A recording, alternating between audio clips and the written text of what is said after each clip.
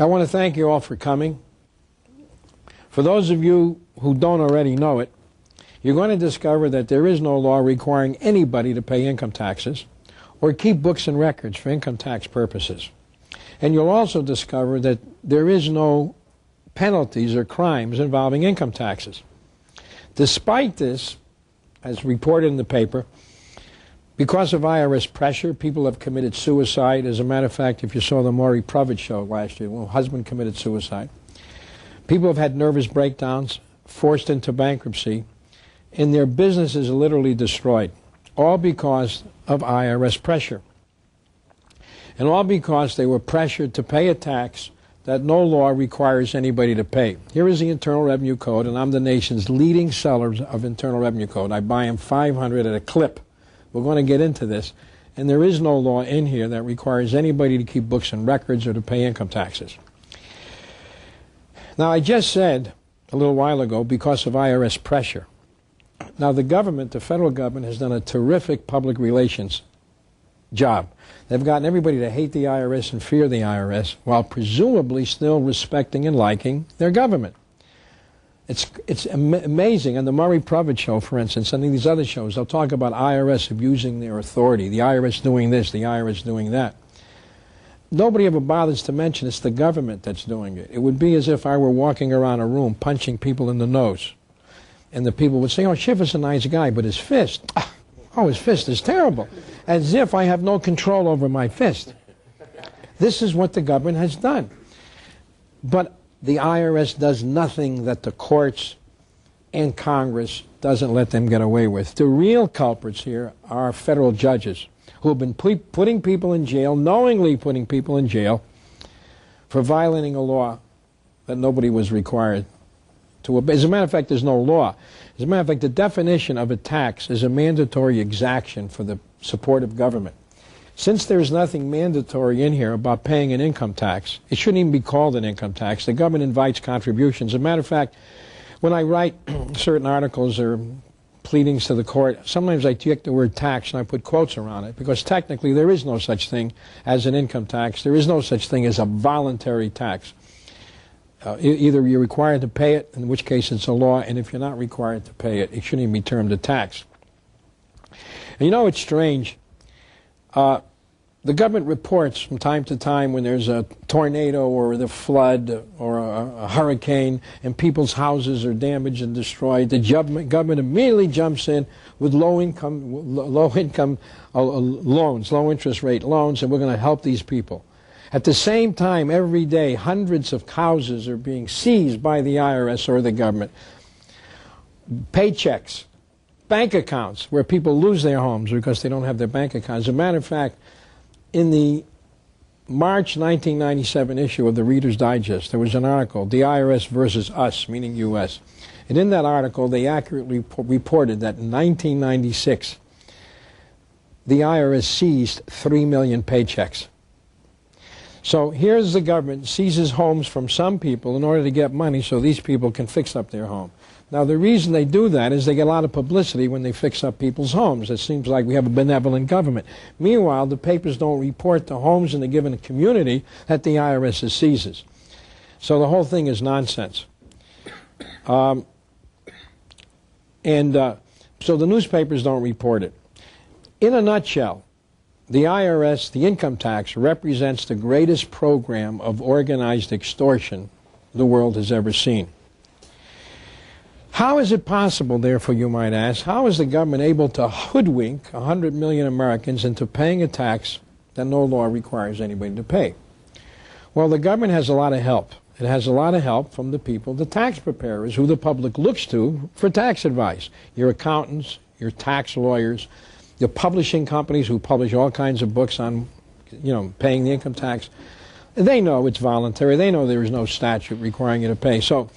But the real beneficiaries of the income tax are the American Bar Association. They make billions of dollars litigating a law that that doesn't even exist. Make billions of dollars. And I can't conceive of a tax lawyer not knowing what I'm going to tell you today. But before we get through, I can assure you that you will know more about income tax than 95% of the accountants and the lawyers who hold themselves off as being experts. Now,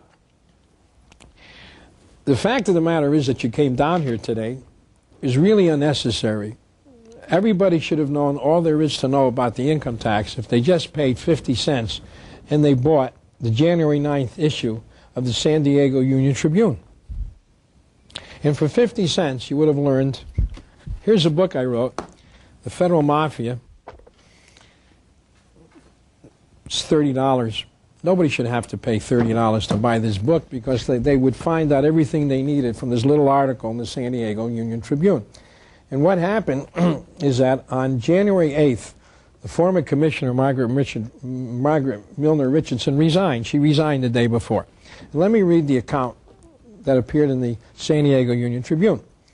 IRS Commissioner Margaret Milner Richardson warned yesterday that continued public bashing of her agency may someday undermine Americans' willingness to pay their taxes voluntarily. Ultimately, she said, I worry it may have some impact on our self-assessment system.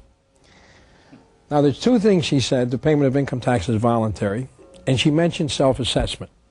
Now, how many people, when they read this, said, gee, she's the commissioner. She's saying it's voluntary. I won't volunteer anymore. No, you know what they would assume? They would assume she made a mistake. Now, most Americans are, when it comes to income taxes, they have the psychological ailment.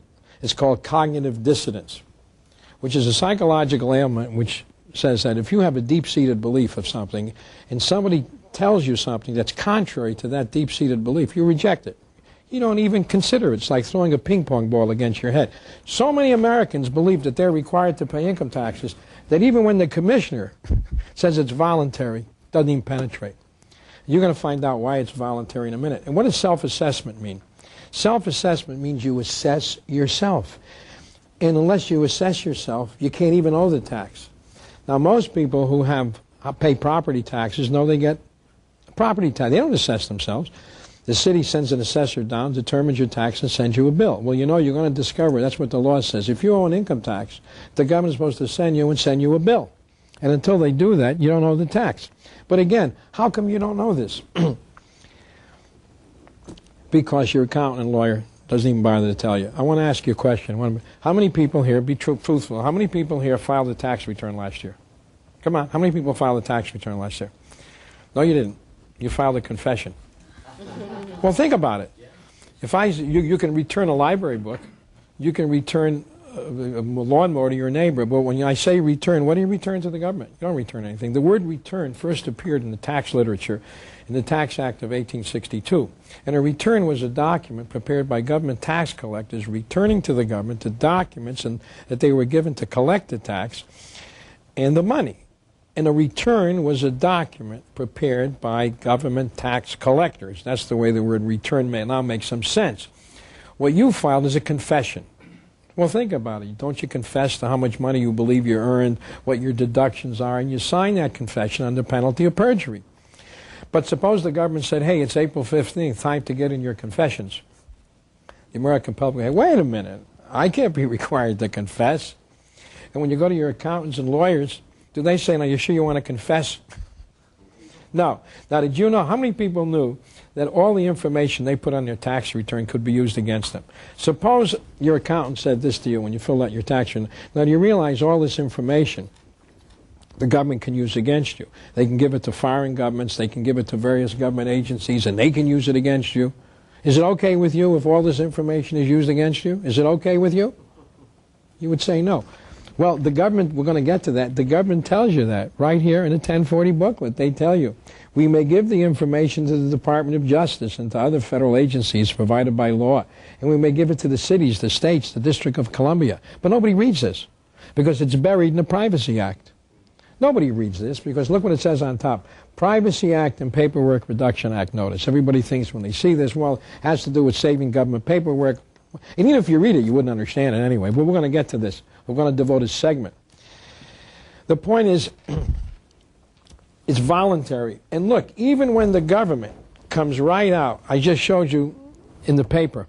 Now here is another article. This article was in USA Today, March 6, 1997. Here's the article. And in this article, USA Today was interviewing Senator Bob Kerrey, Democrat of Nebraska, who was co-chairman of the commission to restructure the IRS. And one of the objectives of the commission, presumably, was to ensure that the IRS collected taxes in a fair and reasonable manner. So the reporter asked Kerry, why does being fair and reasonable matter? And here's his answer. Because it's a voluntary system.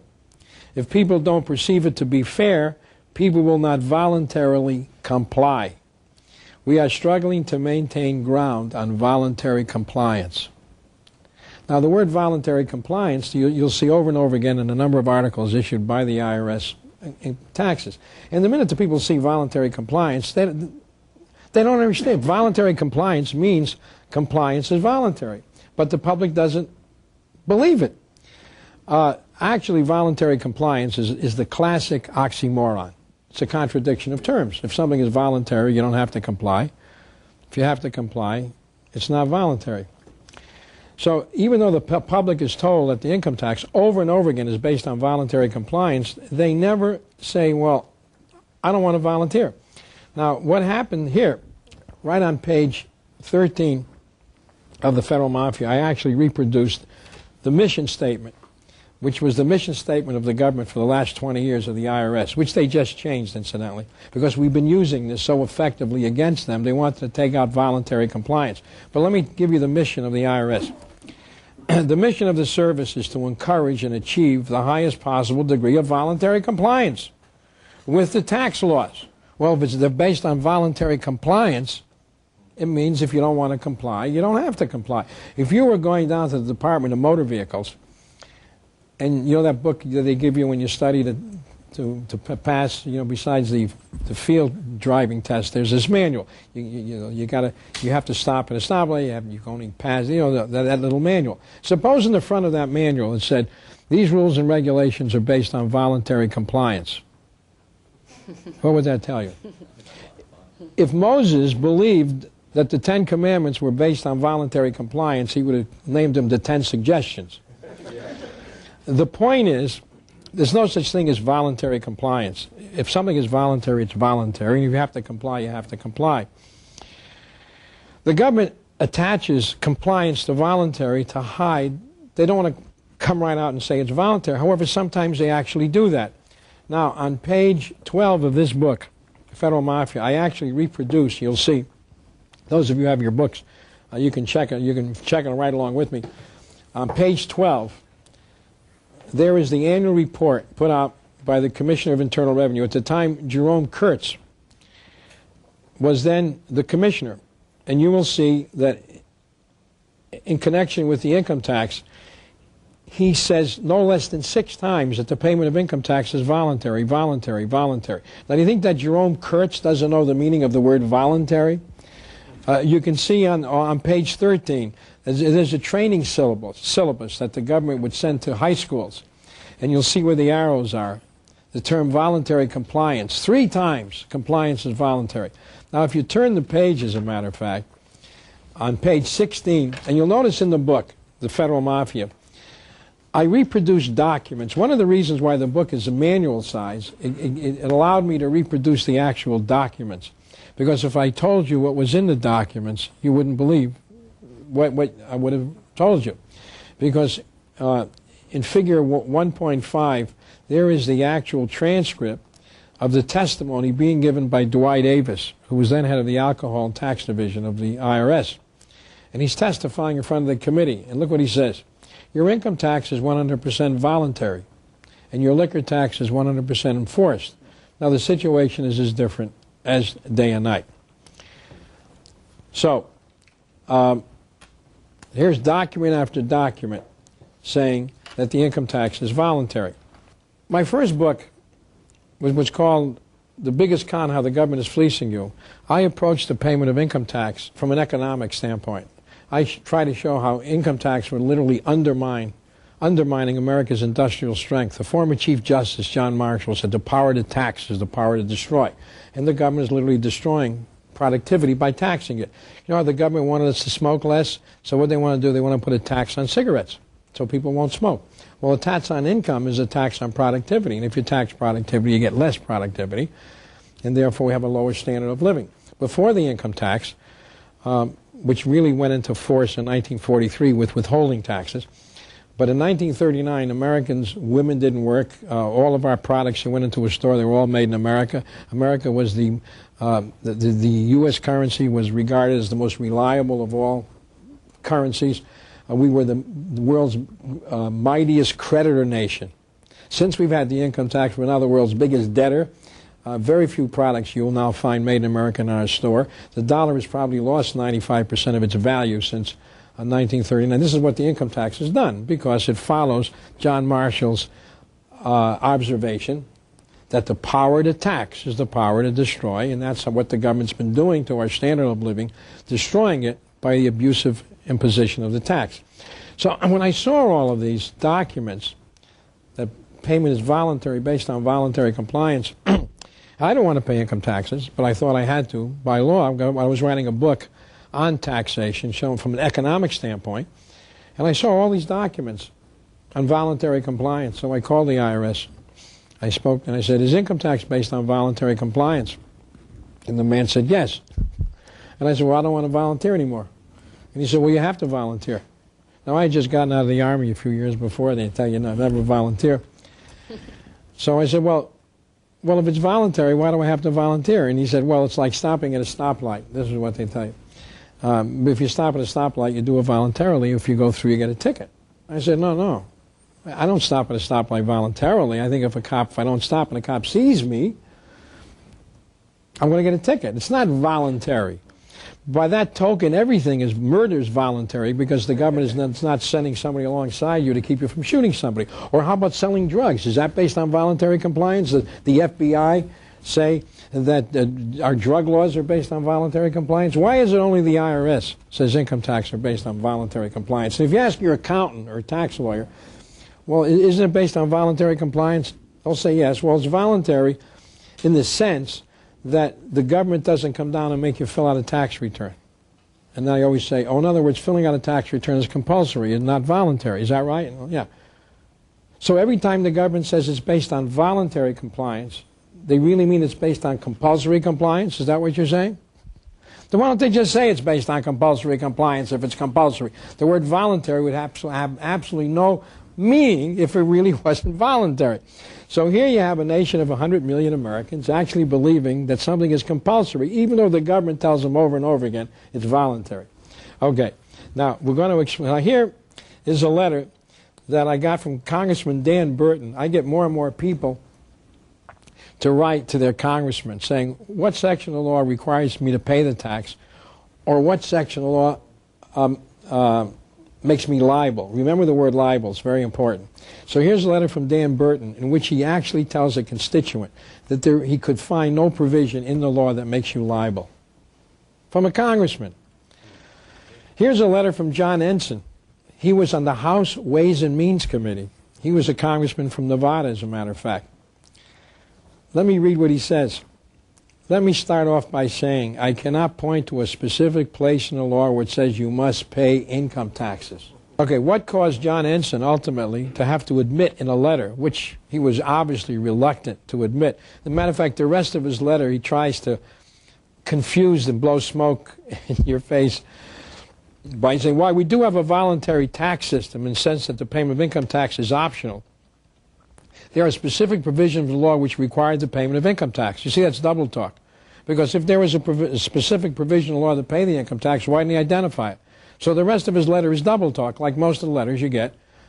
Like Dan Burton's letter, the rest of the letter is double talk. He first answers the question and then tries to tell you why it's not significant.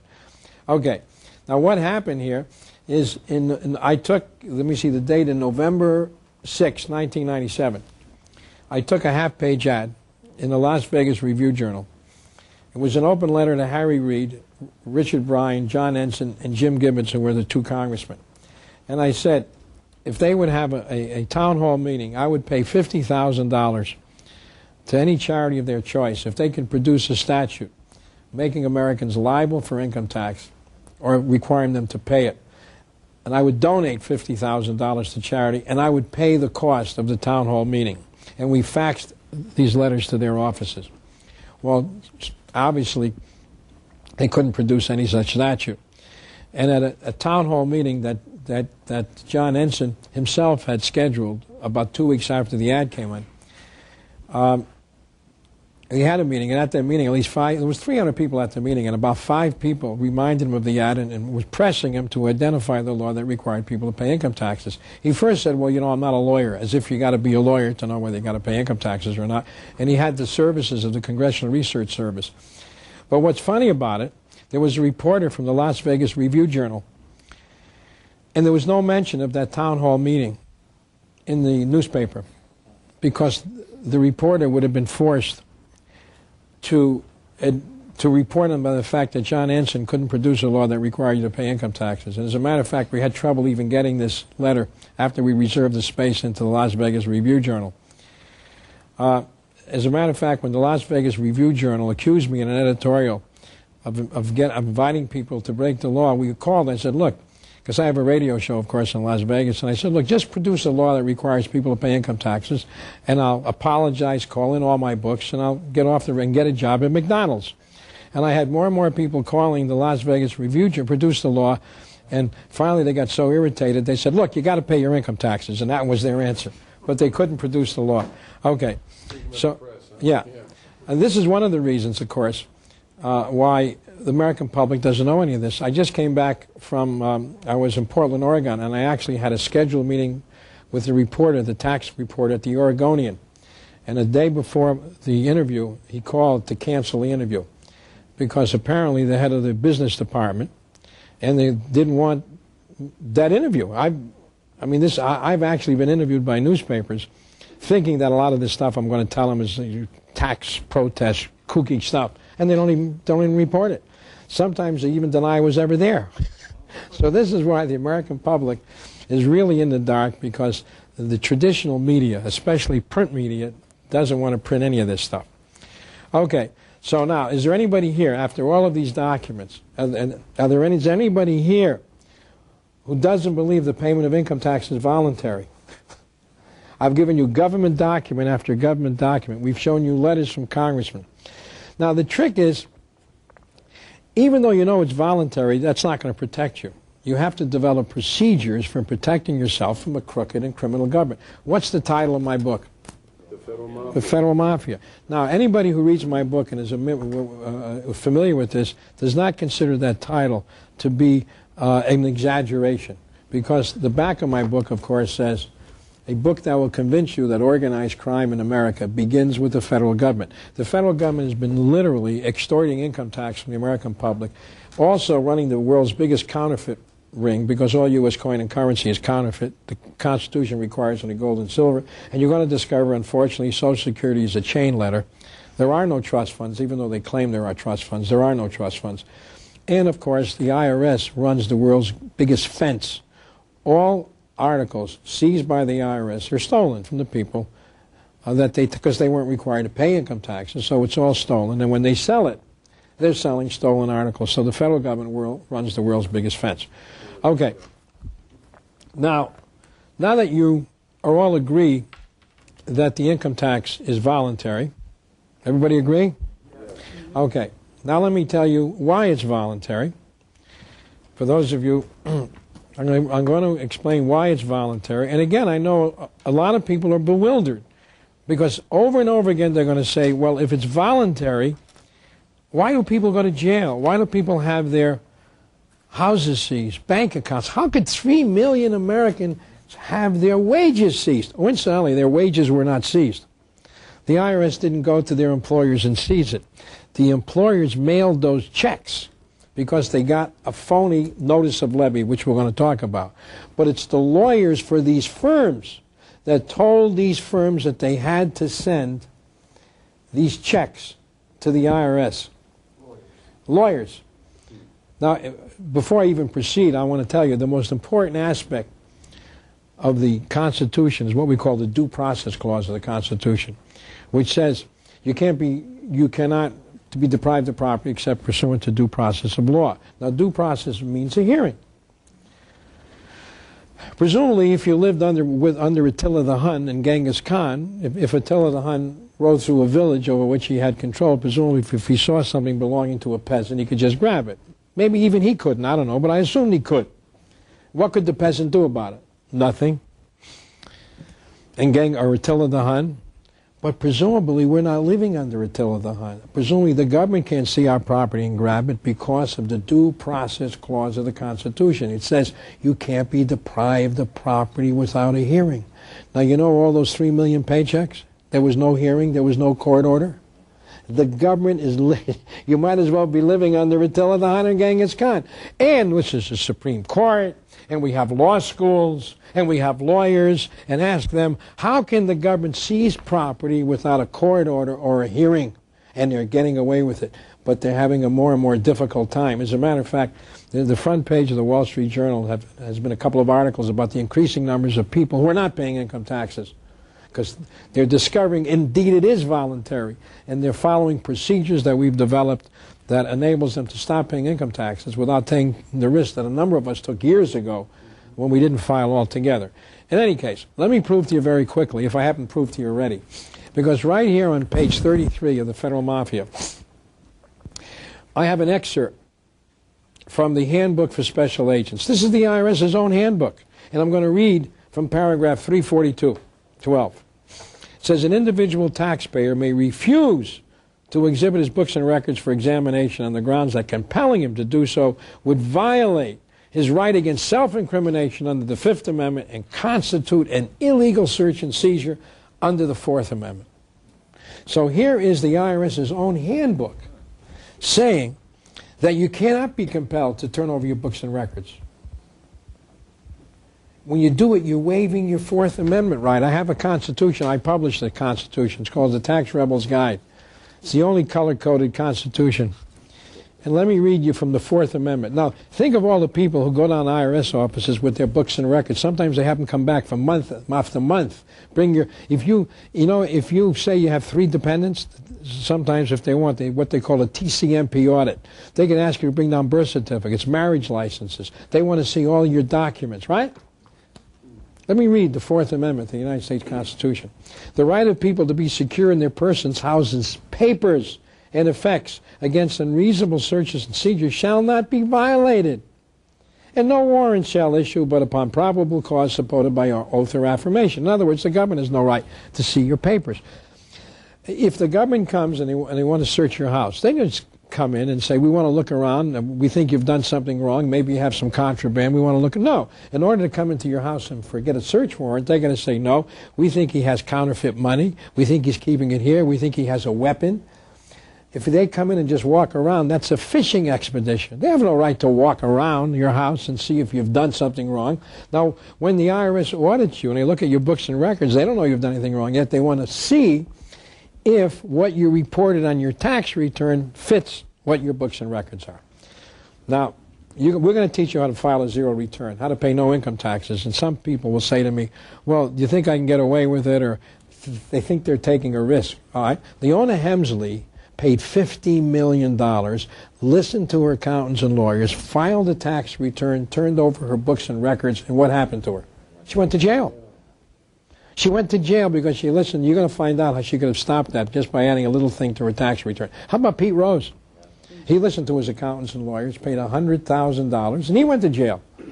That shows you how dangerous it is filing a traditional return. Now, you might say, well, they didn't tell the truth on their tax return. Well, I'm not sure if they did or they didn't. But I know 2 people, Don King and Jerry Lee Lewis, the band leader. They both were charged with tax evasion also. Cost them both over $200,000 to defend themselves, and they were found not guilty. So here's the jury saying, hey, the information in their tax return wasn't false, but that didn't prevent them from being prosecuted. And while most of the people who are charged with tax evasion get convicted, a number of people are found innocent. So that's proof that the government can prosecute you with your own tax return, even if the information is not false. So that shows you, but by filing a tax return the way we're going to show you, that can never happen to you. The point is, you are waiving your Fourth Amendment right when you turn over your books and records. Their own documents say it. Now, it doesn't say in this handbook that when you turn over a 1040, you're also waiving your constitutional rights, but you are. If the IRS admits in this handbook that you can't be compelled to turn over your books and records because it would violate the Fourth and Fifth Amendment, right?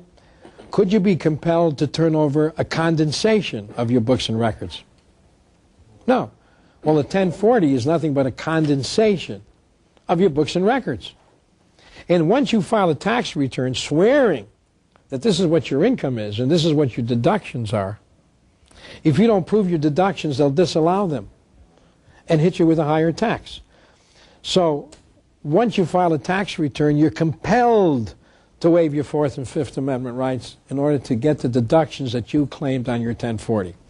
And of course, right in the 1040 itself, which I have right here, there is a Miranda, we talked about, there is a Miranda warning, which says that all information you give us, we can use against you. So by giving them the information, you're simply waiving your Fifth Amendment right. In the same manner that when somebody's arrested, they read the Miranda warning, and then the cop starts asking them questions. Can a cop ask an individual incriminating questions after he reads them the Miranda? Yes, as long as you told him he doesn't have to answer. If he's foolish enough to answer, he's waiving his right. So everybody waives their Fourth and Fifth Amendment right when they file a tax return. But does the typical accountant or lawyer say, now you realize by filing a tax return you're waiving your Fourth and Fifth? Is it okay with you? Do they say that? Of course not. Now, okay, now let me prove to you very, very simply, if this hasn't already done it, that you don't have to pay income taxes. Many people think, well, the 16th Amendment, the 16th Amendment. The 16th Amendment has nothing to do with whether or not you owe a tax. The 16th Amendment was an enabling statute, which we may have time to get into. My book explains extensively the 16th Amendment. Whether you owe a tax is based upon the current Internal Revenue. And this is the 1998 edition of the Internal Revenue Code. I think I'm the nation's leading sellers of Internal Revenue Code. I believe if you, and we tab it and we color code it and I highlight it. And I believe if anybody has a confrontation with the IRS, the best thing is to go in with the code. You say Title 20 or Title 26? Title 26. Thank you. Title 26. Because when you go into an IRS office and you hold up a code to an IRS agent, it's like holding up a cross to a vampire. And now 60 Minutes had a segment on the IRS last year, and they had about 10 agents, if you saw the show, in silhouette. And the agents were saying how they're taught to lie and mislead the public. They admitted that. Well, of course they're taught to lie and mislead. Anytime an IRS agent tells you you're required to pay so much in taxes, John Ensign already said there's no law that requires you to pay. So all they can do is based on intimidation. We go up there with the tape recorder and the law, and they can't lie to us, so they're very fearful of people who know what we know. They can't get away with those lies, what have you. Now, but here is proof positive. And proof positive that most of the federal judges, and I had the honor of being nominated for President of the United States at the Libertarian Convention in 1996. And I said something. I said, if the American public knew what was going on, practically every federal judge in the country would be behind bars. That sounds inflammatory. It sounds irresponsible. And on the rebroadcast, I said that during a debate between the candidates. C-SPAN bleeped it out of the, so I have the honor of being bleeped out from a political convention. You couldn't hear what I said. Now, let me prove that to you. If you take the Internal Revenue Code and you look in the index, it has nothing to do with the 16th Amendment, because all taxes that are required to be paid are contained in the Internal Revenue Code. Now, there's an index in this code, and I just went to alcohol taxes, and you will see there are three subheadings: liability for, payment of, and penalties. So if I were if I distilled alcohol, and I could say, well, where am I liable for the tax? Section 5143. What section requires me to pay it? 5142. And penalties. As a matter of fact, I have all of these red codes on my tab cover taxes for which you're required to be paid. For instance, Section 5703 has to do with tobacco taxes. And let me read what it says. The manufacturer of or importer of tobacco products and papers shall be liable for the tax imposed, and such taxes shall be paid on the basis of a return. Now, you can ask any accountant or lawyer, show me where in the code there's a provision where it says those people who have income shall be liable for the tax and shall pay the tax on the basis of return. It's not here. And as a matter of fact, I've heard funny stories. One man called my shortwave show and said he went to his tax lawyer who'd been doing his taxes with the code. And he said, you know, I got in Erwin Schiff's material. He says, show me what law in here says I got to pay the tax. You know what the tax lawyer said? It's an unwritten law. So my son Peter then said, well, ask him what year the unwritten law was enacted. I myself, we had some fun with this on my radio show, and I said, yeah, if you walked into his law library, it'd be a bunch of empty shelves. That's for all the unwritten laws that he keeps track of.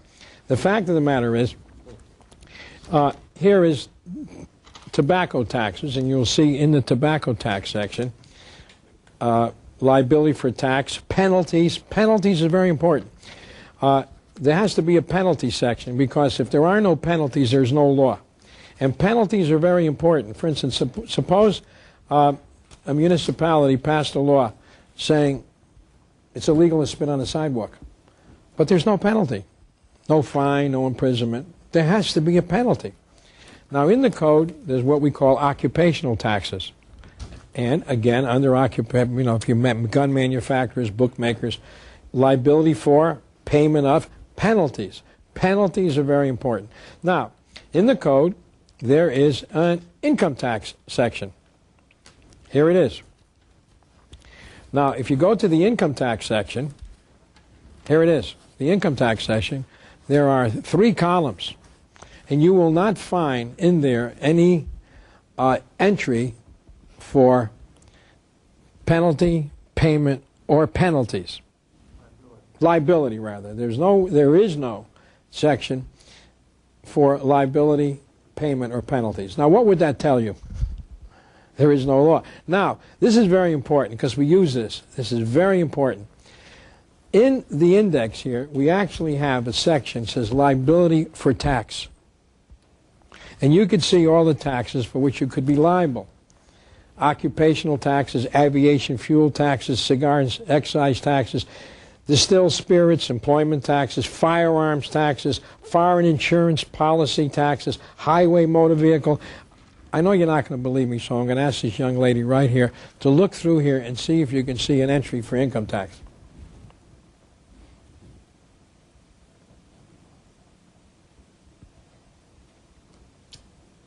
Not yet. Nope. So what does that tell you? That you can't be liable. Okay, now it's voluntary, but it's very important. That is very important. So there's no entry there for liability for tax. So no one's liable. But that's very important. I'm going to tell you why in a minute. As a matter of fact, there is even another section in here dealing with payment of tax. And they list a number of taxes, but they don't list income taxes. Okay. Now, remember I told you, remember the word liability. I just showed you in the code liability, and there is no provision for having an income tax liability. That is very important because, here's why.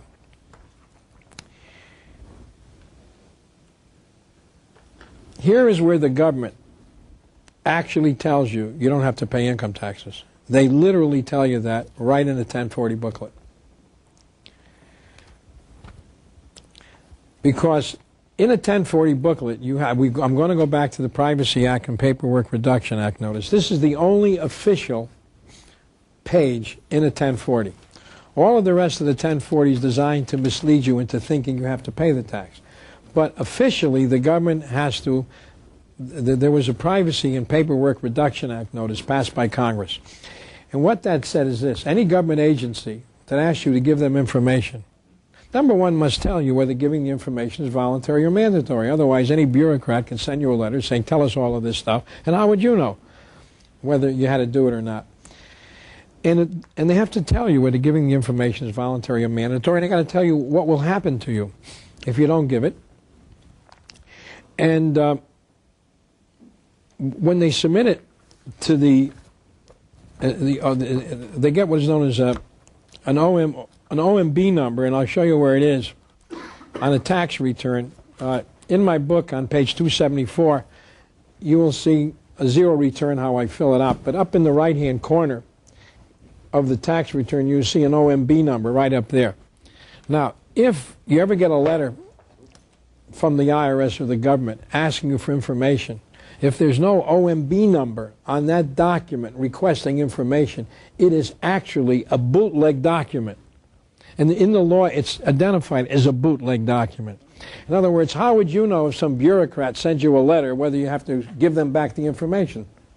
No. If there's no OMB number on that document, and if they don't tell you whether the giving the information is voluntary or mandatory, you can throw it in the ash can. Now, to show you how fraudulent the Privacy Act and Paperwork Reduction Act notice in the 1040, to show you how fraudulent it is, let's compare it to one that's honest. And that's this Form 730. A Form 730 is the return that bookmakers fill out to pay the federal wagering tax. There is such a thing as if you're a bookmaker and you take in $100,000 worth of bets, you're supposed to pay, I think, 2%. And bookmakers pay a tax on their gross wagers. Now, when the tax was first passed about 25 years ago, the Supreme Court ruled that the federal wagering tax on bookmakers was illegal, because while being a bookmaker wasn't a federal offense, if a bookmaker paid the tax, that information could be made available to the states, and he could be prosecuted under state law for being a bookmaker. So the Supreme Court declared initially the federal wagering tax unconstitutional.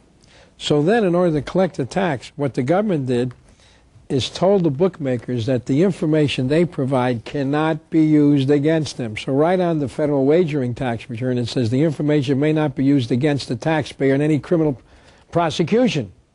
So what the government would have to do if we really wanted to make the payment of income tax compulsory is say the information can't be used against you. So that's proof there's a big difference between a compulsory tax that you'd have to pay. If you have to give the government information, you want to read it? Somebody may not believe me. See what it says right there? May not be used against the taxpayer in any criminal proceeding. Okay. Now, Leona Hemsley, of course, the first document the government introduced and used against her was a tax return. Now, Leona Hemsley was prosecuted because the government said she did not report on her tax return some $3 million that her businesses spent fixing up her house in Greenwich, Connecticut. Therefore, her tax return was fraudulent. Now, let me tell you very quickly how her lawyer could have stopped the prosecution. In order to prosecute Leona Hemsley, they had to put her tax return in, right? Now, only information voluntarily given can be used against you. In other words, suppose the government twisted my arm, and I confessed to something, because they were going to break my arm off, and I confessed. Is that confession worth anything? No. It was under duress. Now, Leona Hemsley believed that if she didn't file, you believe if you didn't file, you'd probably go to jail for not filing. Is that right? That's what most people believe. Yeah, most people believe that. And I went to jail, as a matter of fact, for not filing. And a lot of other people went to jail for not filing. And as a matter of fact, a number of people in New York, in the Second Circuit Court, in the Second Circuit where Leona Hemsley was prosecuted, the judges in the Second Circuit, which is the worst circuit in the country, said that it's not a return unless it contains information from which a tax can be computed. You see, in those days, I had filed Fifth Amendment returns. I took the Fifth to all that information, knowing it could be used against me, because there was a case in 1928, and Oliver Wendell Holmes said you could take the Fifth, since all information could be used against you. But modern judges disregard and they misstate what Oliver Wendell Holmes said. What they said, what Oliver Holmes said, is that you can only take the Fifth in connection with the source of your income. But you had to report the income itself. Now, I want to show you how silly this is. How many people know who Aldrich James is? He was the spy who worked for the CIA, but was also a Russian spy. And one year he got $1 million from the Soviet Union. Now, a lot of people don't know, but it was reported in the paper that Aldrich James was convicted not only of espionage, but tax evasion, because he didn't pay taxes on the $1 million that he got from the Soviet Union. Now, how could Aldrich James have reported that money so he wouldn't go to jail for tax evasion? He would have had to report it. So presumably Aldrich James, who worked for the CIA, would take his tax return and say, okay, I got $75,000 from the CIA, whatever their salary is, and I got $1 million from the Soviet Union for selling them secrets. Now, could he have done that? Could he have? Well, don't you think his bosses at the CIA would be on him the next day getting him for espionage? Well, how could he have reported it? Now, you know what our judges would say he could have done? He didn't have to report the source. So presumably with Aldrich James, according to our judges, he said, I got $1 million miscellaneous. Fell out of the sky. Yeah. Well, don't you think they'd be on him the next day? What do you mean miscellaneous? Where'd you get it? Well, I had some cash stands in these, what do you call these out there markets, these flea markets. And even if he wanted to pay the tax, what account would he write a check against? The whole thing is ridiculous. And Pollard also, who was a spy who sold secrets to Israel, presumably, he also was charged with tax evasion, as well as espionage. How could he pay the tax on the money he received?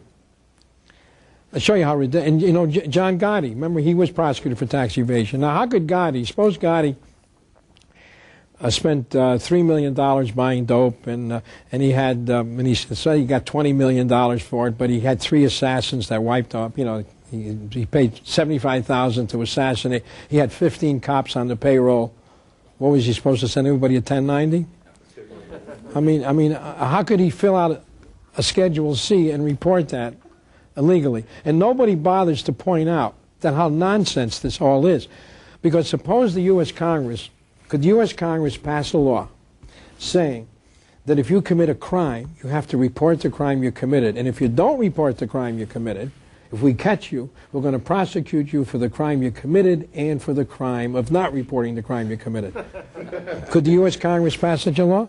Of course not. Well, how could they pass a law telling you got to report money you may earned illegally? How can you report illegal income without admitting you committed a crime? There's no way you can report illegal income. Now, which is voluntary. So now, does that mean the law? Does that mean that the law is wrong? The law is not? No, because the law says you don't have to report either legal income or illegal income. Could we have a law that says you got to report illegal income? It would be unconstitutional on its face. Okay. So here is the tax return. It's a Form 730, and this is the Privacy Act notice that bookmakers get. Now, will you verify that their Privacy Act notice sends no less, you got to file a Form 730, you got to file a Form 730, and you got to file a Form 730. So bookmakers are told that they got to file a Form 730. If you look at the Privacy Act and a 1040, there is no mention here you got to file a 1040, so how would you know you got to file one? Whoever told you you got to file? You're going to find out that if you're required to file one, the government has to send you a notice, a specific notice. But if I ask people, who told you you have to file a 1040? Usually, well, my father. He did it, and he told me. Or I heard a TV commentator said, hey, it's tax deadline, you got to file your tax return. But, yeah, well, who are they? How would you know you got to file it? Does the government tell you in the Privacy Act that you have to file a 1040? No, it's not there.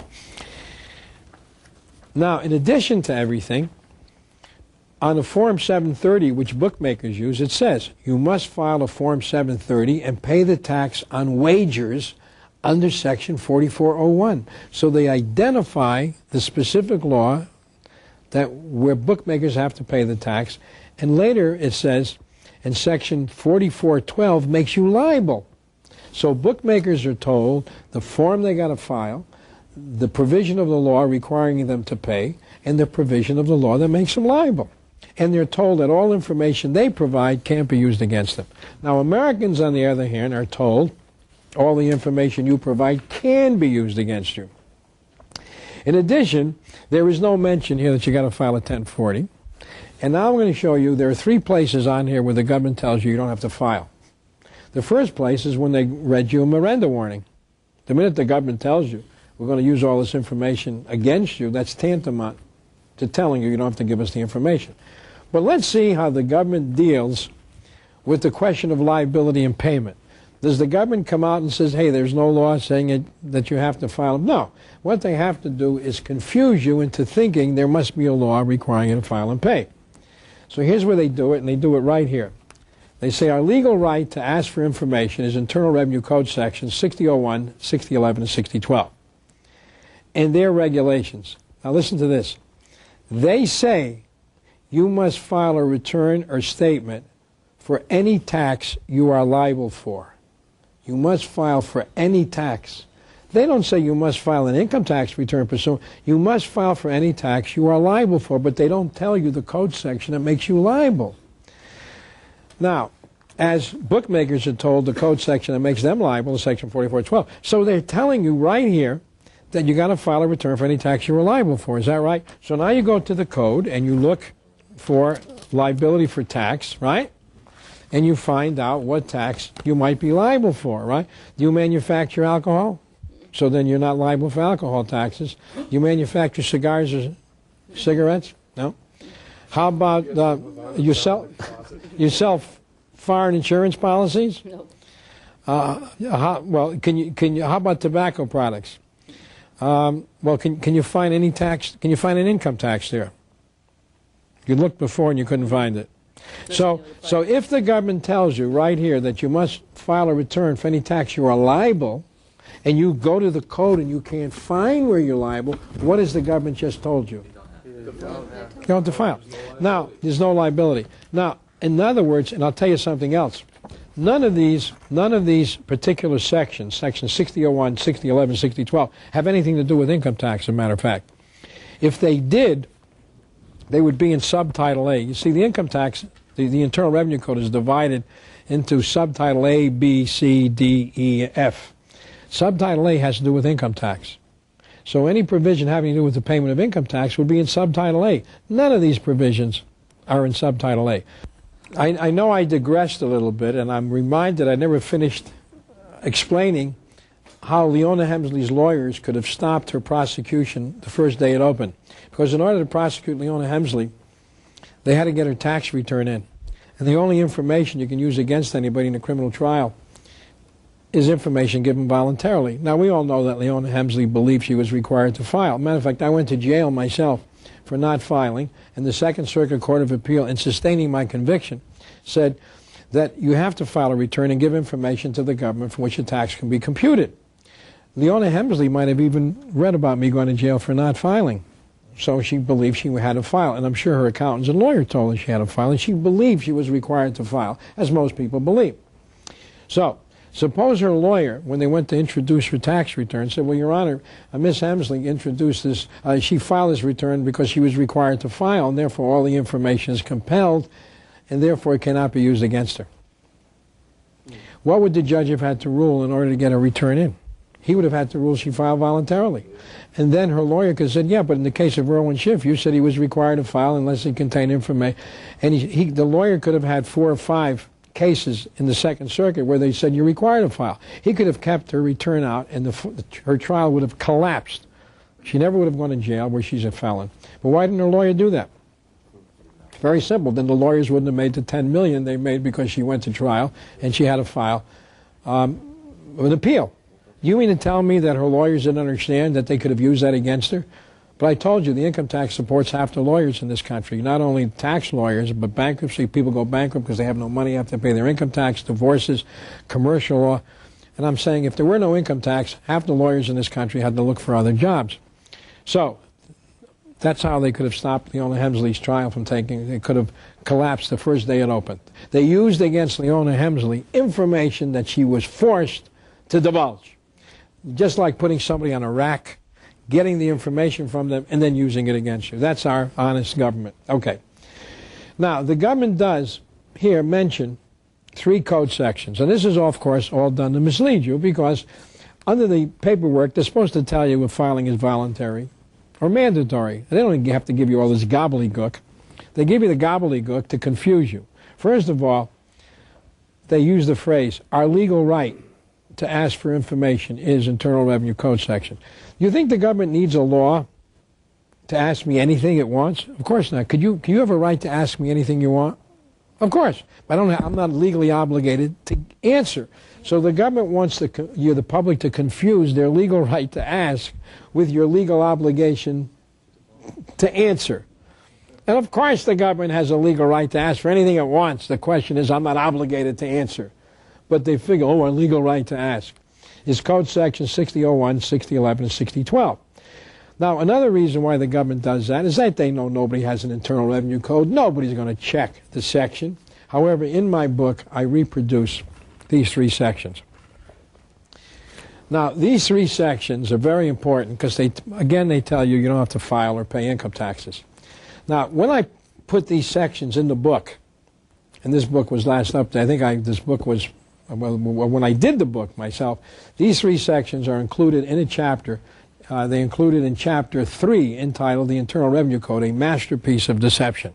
So, frankly, in trying to mislead the American public into believing they're required to file, the government mentions 3 sections.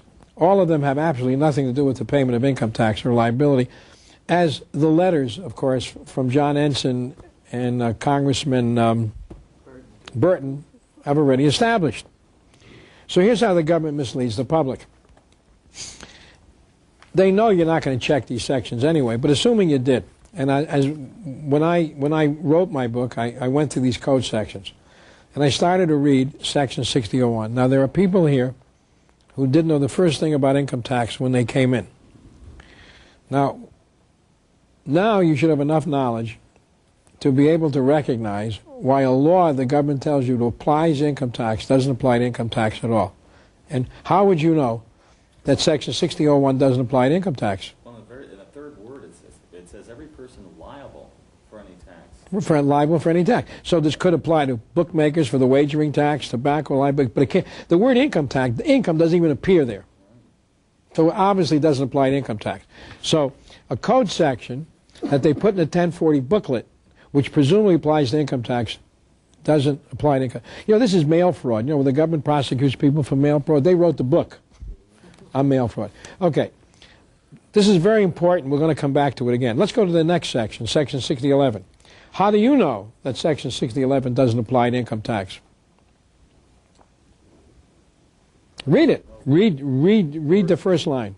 When required by regulations prescribed by the Secretary, any person made liable for any tax, could you be made liable for income tax? No. I didn't get an answer yet from... Can you be made liable for income tax? No. We just checked. So neither of these 2 sections, right, apply to income tax. So let's check the 3rd section mentioned in the privacy, Section 6012. You see it there. It says, now there's no mention of liability or payment in Section 6012. And all Section 6012 says is that tax returns shall be made. The word shall, if you check a Black's Law Dictionary, is not permissive. It can be may. It can be interpreted as may. And it doesn't say if you file you have to pay a tax, nor does it say if you don't what the penalty is. In the Internal Revenue Code, if they tell you you have to do something, usually in the same code section, they tell you, and if you don't do it, here are the penalties. So nowhere in Section 6012 are you told you have to pay the tax. Nowhere in Section 6012 are you told you're made liable for the tax. Nor are there penalties for not filing. And neither Section 6001 and Section 6011 even mentions income tax. So none of the sections that the government puts in the Privacy Act pertain at all to income tax. And therefore, the people who write this for government should be prosecuted for mail fraud, among other things. Okay, but how can we use these sections for our benefit?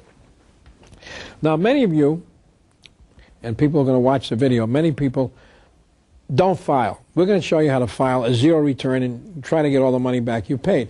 But many people don't file. And when I go around the country sometimes, somebody will say to me, well, I haven't filed. And I ask them, well, why haven't you filed? And an answer you can get is, well, 5 years ago I got sick and I didn't have the money to pay, and I thought I was going to pay next year, and I didn't get the money, so I didn't file the following year and the following year. And when I meet these people and I say to them, and you worry about that fact that you haven't filed and paid, and many of them say that's the last thing I think about when I go to bed at night and the first thing I think about in the morning. And they're fearful one of these days the IRS is going to catch them. And a few dramatic times I've told people, I said, well, you know why you haven't filed? Because the secretary never sent you a notice that you had to file. Now, in the Internal Revenue Code, in section after section, they always talk about the secretary. You'll always see the secretary, and that means the secretary of the Treasury. And in order for an IRS agent or anybody else, they must have what is known as a delegation from the secretary to do what the law says to do. But they never have a delegation of authority. But in any case, if you go to Section 6001, if you drop down to the 5th line, let me read it. It says, whenever in the judgment of the secretary it is necessary, he may require any person by notice served upon such person or by regulation to make such return, render such statement, and keep such records, as the secretary deems sufficient to show whether or not such person is liable for the tax under this title. So what does this tell you? This tells you before you can, if you have to file, you don't listen to some TV announcer saying, hey, you got to file because it's a deadline. You don't listen to your mother and father because they filed. If you're supposed to file a tax return, you're supposed to be served with a notice. Technically, that means by hand. At the very least, it's a certified letter. This is not giving you notice. So I tell those people who haven't filed, many people say it's voluntary or I object to the money, the way it's spent, whatever. No. The reason why you haven't filed is you never got a notice. Now, I went to jail for failing to file, and most of the people who went to jail didn't know about that section. I didn't know about that section because I never read into the section. The minute I read every person liable, I never bothered reading the rest of it. It was only because I read a court decision in which they talked about giving notice. I said, hey, wait a minute. And I finally read it, and I said, there it is. You got to be served with a notice. So for those people who haven't filed in the past, if anybody asks you, if you get a letter from the IRS, why haven't you filed, which is what they do, say, I never got a notice served to me by the secretary pursuant to Section 6001. Now, there's another thing, and there's another thing that is not in the book, which I only discovered in the last 6 months. And this is probably one of the most important discoveries I ever made. Well, I was the one who discovered in 1983 that there was no provision in the law requiring you to file. Not requiring you to file, requiring you to pay the tax or establishing a liability. So those were tremendous discoveries. And I'll tell you how I discovered it. Well, we're going to go back to the wagering tax that I talked there, the bookmaker tax. And the wagering tax is imposed in Section 4401. And it's only a page and a half. And one day I'm reading the federal wagering tax. It's only a page and a half. And it says persons liable for tax. It says each person who is engaged in the business of accepting wagers shall be liable for and shall pay the tax. And it says record requirements, that they're required to keep records. And then it says for criminal penalties, see subtitle F, where they put the criminal penalties. So I said, gee, it says any person liable for the tax shall pay the tax, and they set up a requirement for records. And I said, let me go to subtitle A here and see if I can find comparable sections. And I couldn't find it. That's when I discovered there was no law making you liable, there was no law requiring you to pay, and there is no law requiring you to keep books and records for tax purposes. You see, all the blue tabs that I have here set up record requirements for various kinds of taxes, tobacco taxes, wagering taxes, but there's no blue tab in subtitle A. So anyway, so the first thing we discovered, so I just told you that the government tells you 3 times you don't have to file. They tell you here, because they read your Miranda warning. They tell you all the information you're going to give the government they can use against you. That's tantamount to telling you don't have to file. They tell you you only have to file for a tax for which you're liable, and you can't find out when you're liable.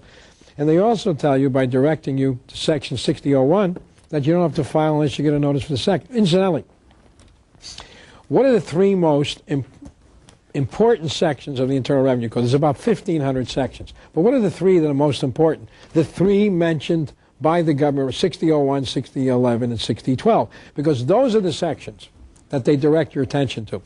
When we point out today, and we have litigation against the government, and we point out that there's no law making us liable, requiring us to pay, some of the courts are saying, well, Section 1 of the Code imposes a tax, and Section 1 of the Code does impose an income tax.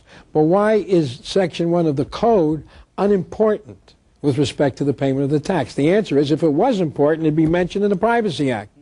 When you ask the government, well, tell me, what law says I have to pay the tax? They'll mention Section 61, which attempts to define income, which doesn't do it. Or they'll mention other sections. But all of these other sections that they mention, if they were relevant to the payment of income tax, would have to be mentioned in the Privacy Act. So the only three sections the government directs your attention to, Section 6001, 6011, 6012, and none of them tell you have to pay income taxes or file tax returns. And as a matter of fact, they tell you if you're required to file, the secretary has to send you a notice. But there's another thing that they tell you, which I overlooked until about 6 or 7 months ago. I sell the Internal Revenue Code. And these are the statutes. And I always thought the statutes were important. But you know what Section 6001 and 6011 tell you? Let me read it.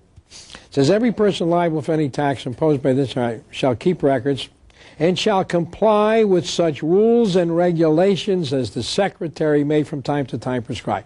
Shall comply with rules and regulations.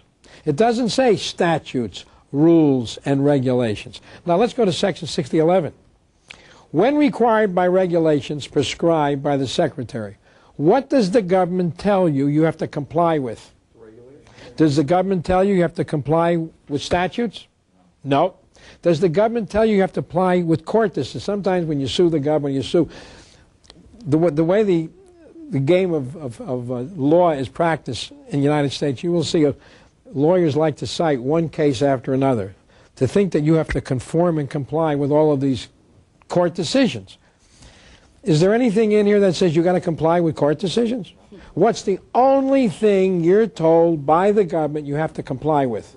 Regulations. So if there is no regulation that says you have to pay the tax or turn over books and records, then you don't have to comply with anything. Now, it's very important to understand regulations.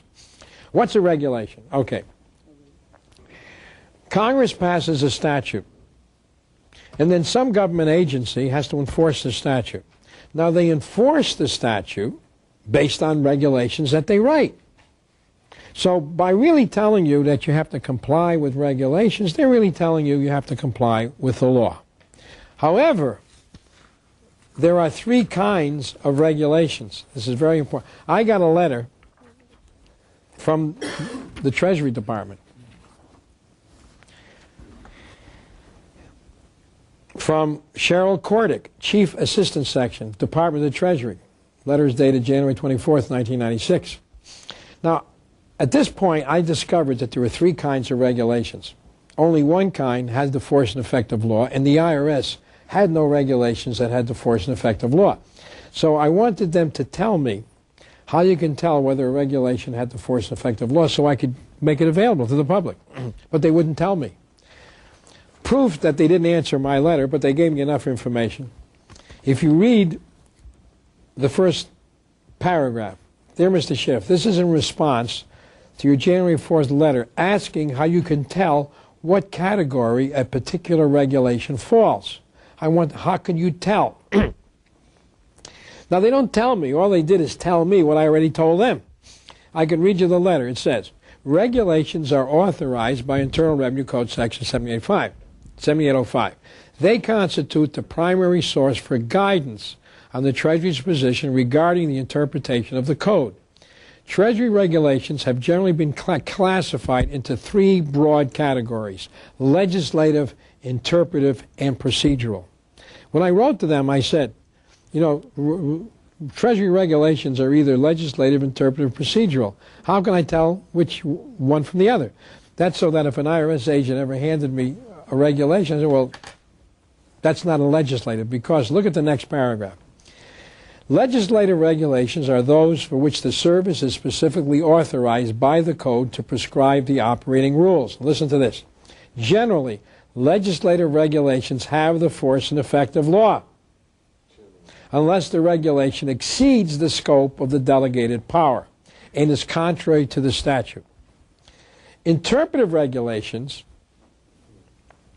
explain the service's position on various sections of the code.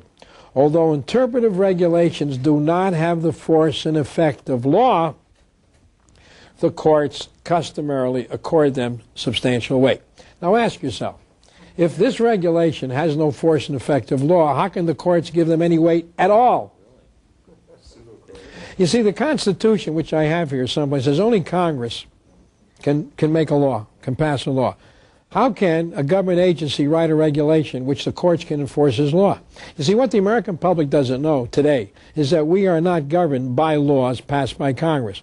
Largely, we're governed by the regulations written by administrators in various government agencies, which technically don't have the force and effect of law, and we are governed by court decisions in which federal judges have misstated the law and enforce as law their own erroneous decisions.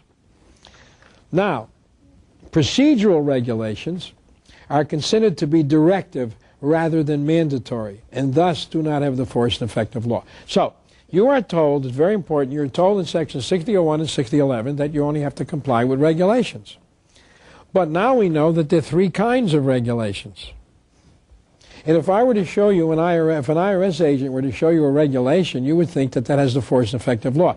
Now, the Internal Revenue Code is not enforced, or the tax laws are not enforced on the basis of laws. They're enforced on the basis of regulations. Now, and the regulations are contained in what we call the Code of Federal Regulations. It's 26 CFR, and we're going to give you an excerpt from 26 CFR. Now, if I were to, the regulations that implement the code are about 16 separate, they're paperback volumes of varying thickness. You can see them in a law library. But if I were to pile the Code of Federal Regulations that implement this, it would probably be 1.5 feet. So presumably you have to go through all of that stuff and this before you know whether or not you owe an income tax. To show you how nonsensical this is, when you fill up your tank of gasoline, you're going to pay federal gasoline tax, don't you? You don't have to know anything. You don't swear under penalty of perjury. You just pay your tax. If you buy anything that's imported into this country, you're paying import duties. You pay a tax. When you pay your phone bill, you pay the you calculate it. Do you swear under penalty of perjury? Do you have to read statutes and regulations? Of course not. This is part of the nonsense involved in the collection of income tax. As a matter of fact, there is a principle known to every freshman law student, and it's called void for vagueness. You ever hear of that principle?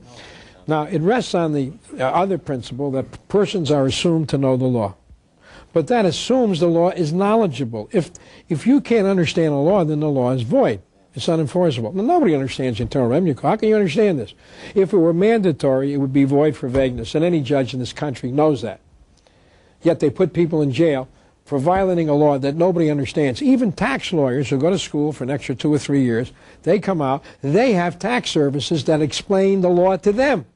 Well, how are you supposed to understand it? What the government is doing is using the enforcement provisions of the of the Internal Revenue Code and the regulations that only apply to liquor, tobacco, and firearms. They're using that to extort income tax from the American public. As I just mentioned a little while ago, the income tax is only the tip of the iceberg. What we want to do is take back America from the politicians and the lawyers who are basically running it. And the average American is a slave. Well, I want to mention this. People don't know. The average American doesn't realize he's a slave. But if we have studied, he's worse than a slave, because we have studied the books of the old slave plantations down south, and 90% of the income of the income of those plantations went to support the slave population. Slaves had to be fed, they had to be clothed, they had to be housed. If they got sick, they were afraid of plagues. An average slave cost $800 then, which is like $8,000 today. They had to be isolated and nurtured back to health. Otherwise, you're going to infect all of your slaves. It's not a pitch for slavery, but slavery is very uneconomic, because slaves don't work hard, because a hard-working slave is not going to get any money. So we know that slaves only gave up 10% of their productivity. Now, serfs, all during the Middle Ages, who weren't slaves, but they were tied to the soil, and they had to give the lord of the manor 25% of what they produced. So slaves only gave up 10%. Serfs only gave up 25%, and Americans who think they're free give up 50%. The average American is nothing but an income-generating machine for the bureaucratic political complex. And what they do is, unfortunately, there are a lot of people who want something for nothing from the government. And what the government has been doing is promising people who want something for nothing and going to regular wage earners and taxing their labor. So there's two kinds of people who pay taxes and people who get subsidies. And if you're paying taxes, you're just being used. You're supporting another family who the government has promised 4 votes to get something for nothing. Because all politicians do, of course, is take money from this guy and give it to him. And that's all illegal, incidentally. Incidentally, it's all illegal. I'm going to tell you why. Because the government cannot tax you. The Article 1, Section 8 of the Constitution says the Congress shall have the power to lay and collect taxes, duties, imposts, and excises, to pay the debts and provide for the common defense and general welfare of the United States. There are only three things the federal government can tax us for. To pay the debts of the United States. They can't tax me to pay his debt, yet when you guarantee your mortgage and you can't pay it, I'm paying off your mortgage. Or suppose you get a student loan and you renege on it. Technically, I'm going to pay because you went to... So the government is taxing me to support him. How about we're still paying farmers, they're getting tobacco subsidies for not growing a product which we're told we shouldn't even use anyway. They're still getting subsidies for the REA. Whatever. And how about when the government taxes us for the economic benefit of a foreign government? There's nothing in here that says the government can tax you. They're only for the general welfare of the United States. And it's the welfare of the United States, not the welfare of Tom, Dick, and Harry. In other words, when the government puts up a weather station or even puts up an embassy, it's for all Americans. Some Americans may use it more than others. But when the government taxes you and gives him a subsidy, he's taxing you for his benefit. Unconstitutional. And as a matter of fact, as long as I'm on it, if you want to see what the government actually does with your money, if you take a 1040 booklet, and in the back there's a pie chart. Everybody forgets to look at it. And if I were to say to you, how much money do you think the government spends? How much in taxes that it collects does it actually spend to run the government? That is all of the administrative agencies, all the foreign embassies, the FBI, the courts. What percentage of the federal budget do you think the government spends on running the government? You want to make a guess? 58%. Make a guess. Yeah. 2%. The government only spends 2% of what it collects to actually run the government. Now, 20% is used for the defense budget, for the Army, Navy, National Defense, and Veterans Affairs. Now, I was in Army finance, and I can tell you that the money that the Army wastes, and we ever heard about the $800 toilet seats, but that's probably at least 25% inflated. But if we take the defense budget and what the government spends on running it, it's only 20. So the government only spends 22% of what it collects running the government and on defense. Well, what are the other things the government spends money on? Well, 15% is now interest on the national debt. That shows you how irresponsible they were. With all the money they wasted, they borrowed money to waste, and now we pay interest on the money that they wasted. So 22% is spent on legitimate government activity, 15% on interest on the national debt because they wasted so much. Can you imagine if the average family paid 15% of their income on interest on money that they borrowed? How could the government tell us how to run our businesses if they were so irresponsible? That's 15% now of what they have to collect. It's just interest on the debt. And incidentally, today, the debt of the United States is greater than the collective debt of every other country in the world. That's how big our debt is. And when the government reports the debt, it's $5 trillion. That's only the funded debt. That doesnn't include unfunded Social Security obligations, unfunded veterans pensions, unfunded retirement benefits, which are probably twice as great as the funded debt. So if you took the government's funded and unfunded obligations, it's probably 15 trillion, which is probably greater than all of the above ground wealth of the entire stock market is worth about $7 billion, $7 trillion. And all of the above ground wealth is reported at, I don't know, 8 or 9 or 10 trillion. The government has put us into hock greater than all of our above ground wealth. And anyway, now they were so concerned about the children. Yeah, well anyway, all the rest are 60%. The balance, let me go over this again. 2% to run the government, 20% to run the Army and Navy, 15% to service our debt. All the rest are better than 60% are nothing more but transfer payments, where the government literally taking money from you and giving it to somebody else, whether you call it Medicare, whether you call it Social Security. See, they give nice names for social programs, Social Security, Medicare, you know, and physical human development. None of these things, of course, are authorized by the Constitution. Just to give you an idea, in Article 1, Section 9 of the Constitution, the government is authorized to borrow money on the credit of the United States. Incidentally, the Constitution was designed to limit the government's power. Thomas Jefferson, 200 years ago, said, let us bind up government in the chains of the Constitution. But who's binding them up? Now, here's what the Constitution says. The government is authorized to borrow money. Is there any provision here for the government to lend money or guarantee debt? No. So when the government borrows and guarantees debt, they're making you a guarantor. They're making you the guarantor. There is no provision in the Constitution for the government to guarantee debt, and they do it and get away with it because nobody is enforcing the Constitution on the government. Okay, now let me prove to you very quickly, and this proves it in one document, that what the government is doing is using the enforcement provisions of the code that only deal with liquor, tobacco, and firearms. Because if you go to a law library, you will see they're called Code of Federal Regulations. They're in paperback. And you'll see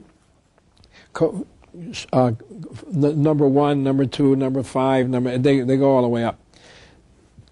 It's called CFR, Code of Federal Regulations. Now, the regulations dealing with income tax are 26 CFR. Those regulations dealing with liquor, tobacco, and firearms are known as 27 CFR.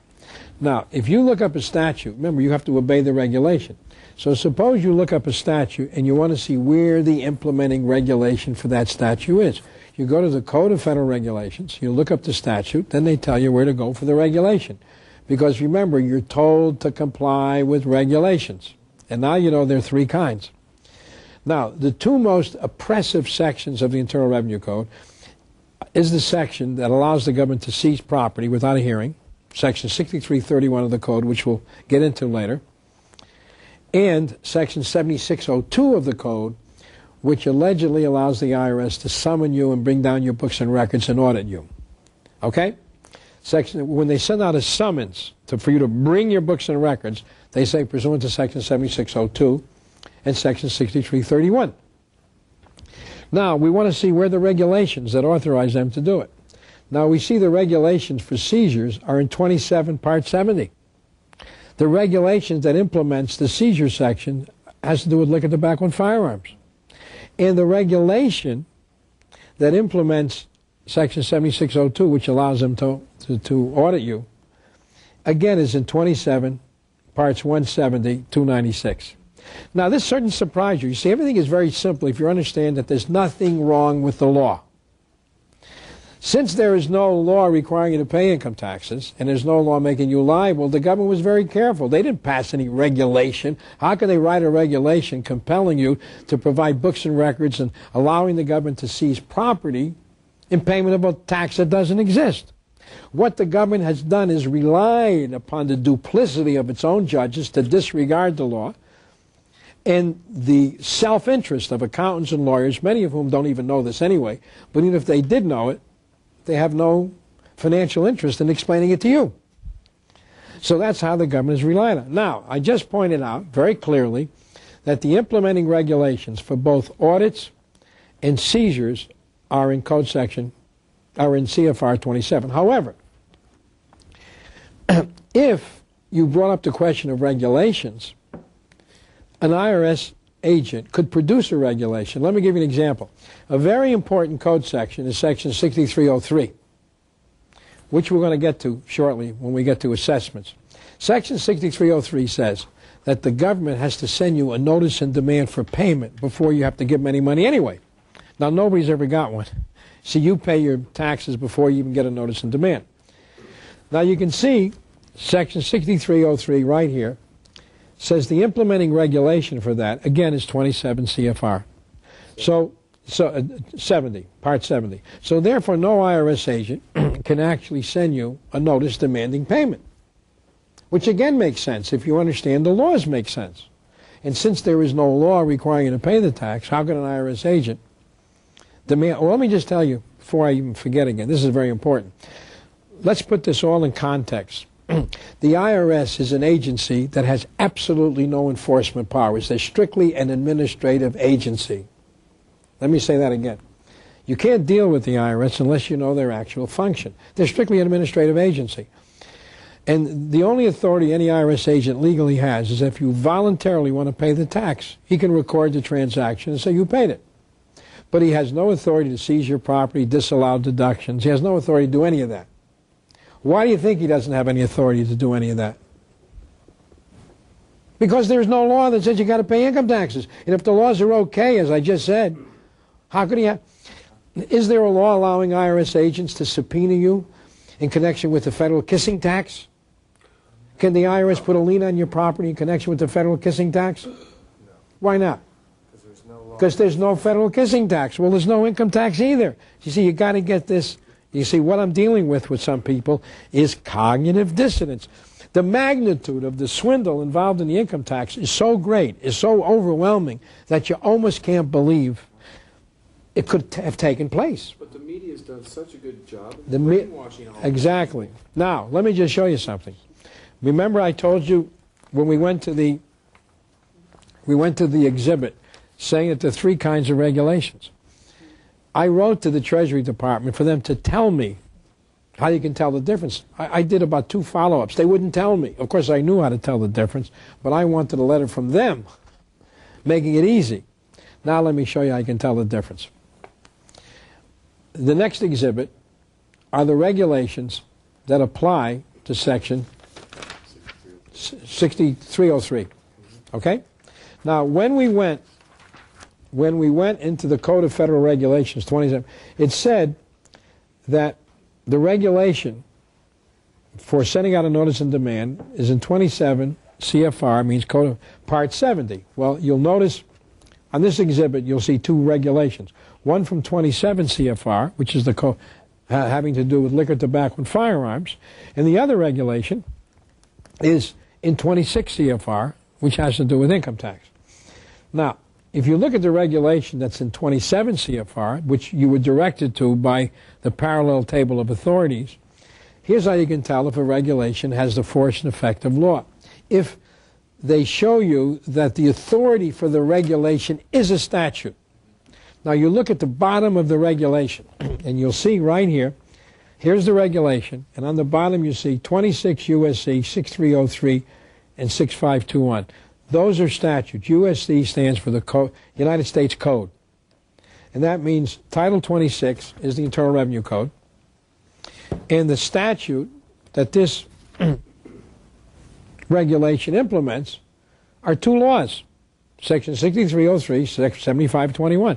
So the Treasury Department is saying, look, we are writing this regulation to implement these 2 statutes. Now, this is what for the use of people at the Bureau of Alcohol, Tobacco, and Firearms, which has enforcement powers. Since you are legally required to pay liquor, tobacco, and firearms, people who work for the BATF, they're allowed to carry guns. IRS agents are not authorized to carry guns, even though special agents do carry guns. By statute, they're not authorized to carry guns because they're only an administrative agency, have no enforcement powers. So here you can see a regulation which is a legislative regulation. Now, suppose an IRS agent said, well, we got a regulation too. Now, according to the parallel table of authority, they don't have a regulation, but they can pull out one, and it's shown right here in the right-hand side of this exhibit. Now, here's the regulation, right?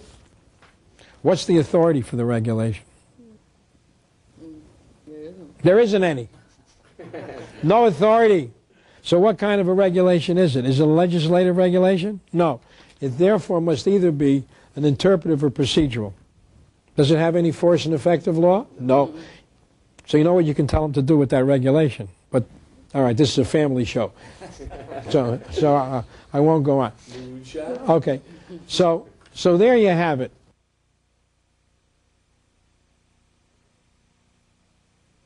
Okay. Now, as I mentioned earlier, the Reader's Digest in the March 1997 issue pointed out that the IRS seized 3 million paychecks. The IRS seizes houses. They seize bank accounts. Now, obviously, as you already know, that all such seizures are illegal. Since there is no law making anybody liable for tax, no law requiring anybody to pay, how can the government legally seize property? Especially since the due process clause of the Constitution says you can't take anybody's property except pursuant to due process of law, which means a hearing. Now, actually, when the IRS seizes property, they seize property in violation of both federal law and state law. In Title 28, which is called the Code of Civil Procedure, in Title 28, starting at Section 3001, you have what is called the Federal Debt Collection Procedures Act.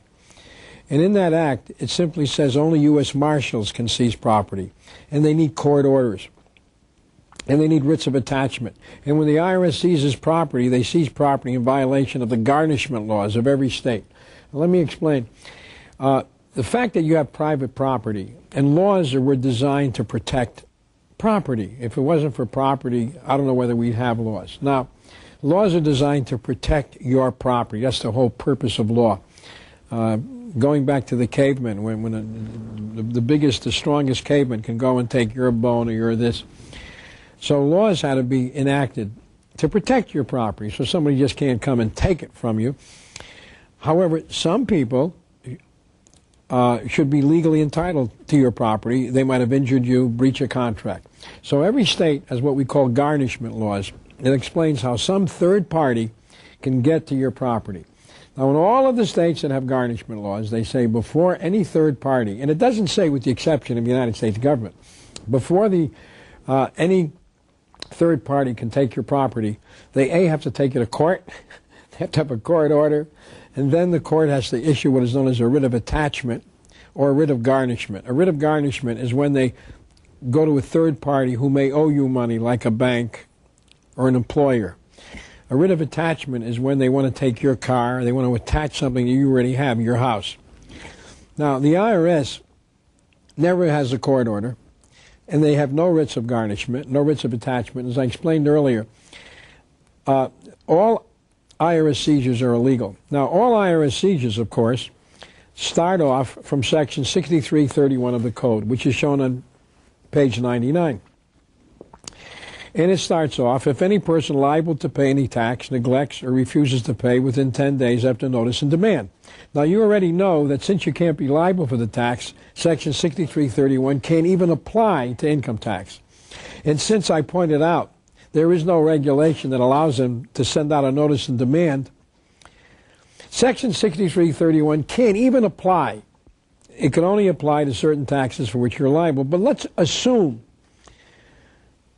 it could apply. The first time I saw a notice of levy is when a bank in Hamden, Connecticut got a notice of levy, and they turned over $10,000 to the federal government. Up until that time, I didn't even realize that they could do this. I thought that before they would take my property, they had to have a court order. As a matter of fact, going back years ago when I stopped paying income taxes, people would say to me, well, do you have any money overseas or offshore? And I'd say no. Well, because I didn't think the government could seize your property. I figured I'd have to have a hearing, and at that hearing I'd point out I'm not liable, there's no law. But the first time my bank got a notice of levy and they sent my money to the government, I was floored. And I called some lawyers, friends of mine. I said, how can they seize property without a court order?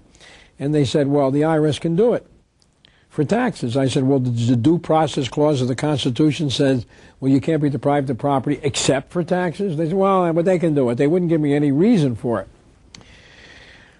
Well, so when I got the notice of levy, which is a document that is shown on page 107 of the Federal Mafia, I read the first paragraph. I did something that most people don't do, since I had an Internal Revenue Code. And when I read it, I says, well, I knew it didn't apply to me right off the bat because it could only apply to people for which you're liable. But it said, levy may be made upon the accrued salary or wages of any officer or elected official of the United States, the District of Columbia, or any instrumentality of the United States by serving a notice of levy on the employer. Well, it was obvious that the employer here was the United States.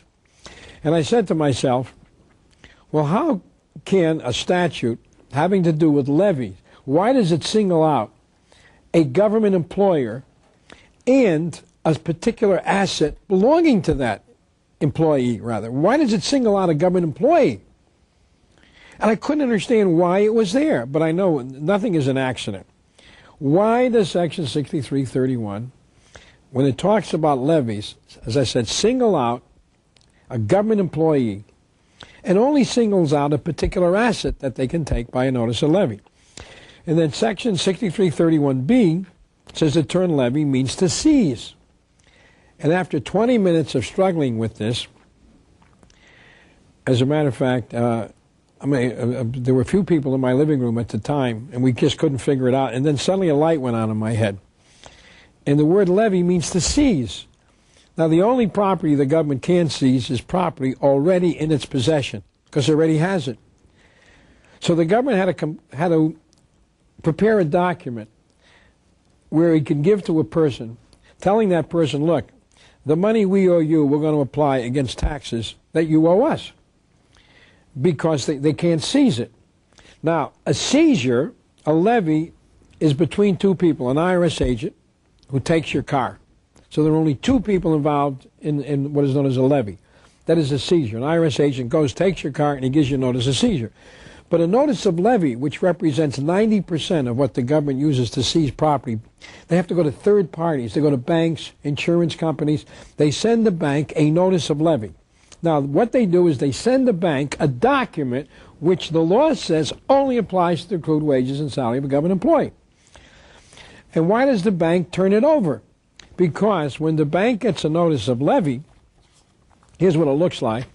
On the back of the notice of levy, the government presumably writes section 6331.